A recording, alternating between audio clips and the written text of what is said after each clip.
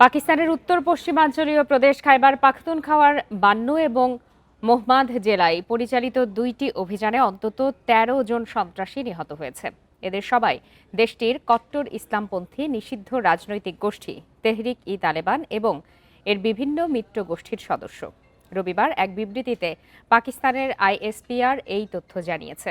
বিবৃতিতে বলা হয়েছে, গোপন সামরিক তথ্যের ভিত্তিতে বান্নু এবং মোহম্মদ জেলায় পৃথক সেনা অভিযান চালানো হয়।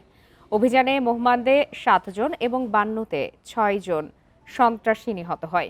দুই জেলায় অভিযান এখনও অব্যাহত আছে বলে বিবৃতিতে জানানো হয়েছে। ২০২১ সালে আফগানিস্তানে তালেবানের শাসন প্রতিষ্ঠার পর থেকে আফগান সীমান্তবর্তী পাকিস্তানি এই দুই প্রদেশে সন্ত্রাসী তৎপরতা বেড়েছে।